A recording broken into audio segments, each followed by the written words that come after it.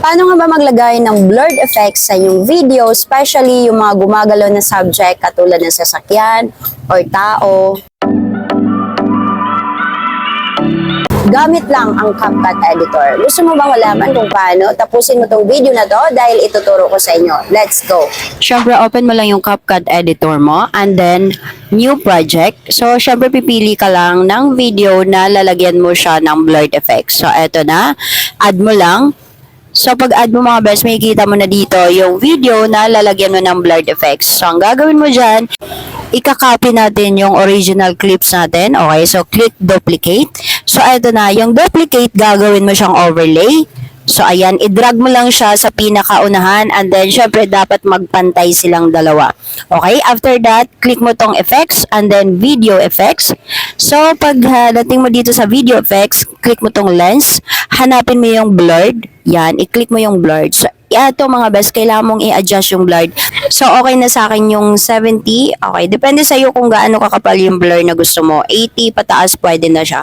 And then, ito, yung blurred effects na yan, kailangan mong i-drag lahat. Ipantay mo siya kung gaano kahaba yung video clips mo. Okay? So, i-drag mo lang yung blurred na yan. And then, click object, select overlay, and then click check. So, ito na yung pinaka-main clips na i-edit natin. So, ngayon, next step, click mask. Okay? And then, click mo tong circle.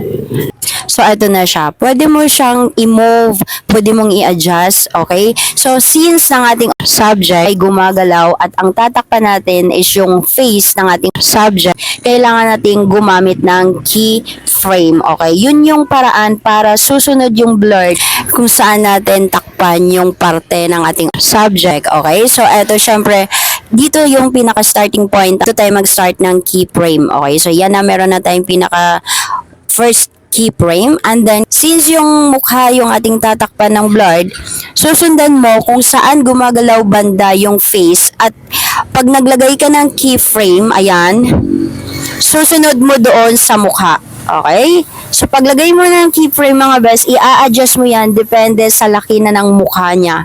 Okay?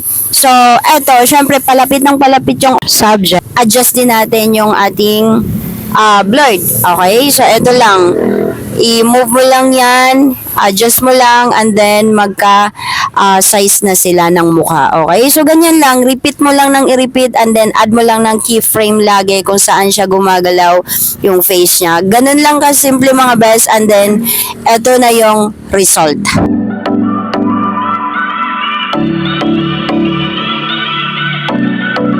So, ayan, naituro ko na sa inyo mga best. So, ano pang hinintay nyo, gawin nyo na. Syempre, kung may nagustuhan ka sa video ito, huwag kalimutang mag-share, mag-like, at mag-follow for more tutorials. Bye-bye!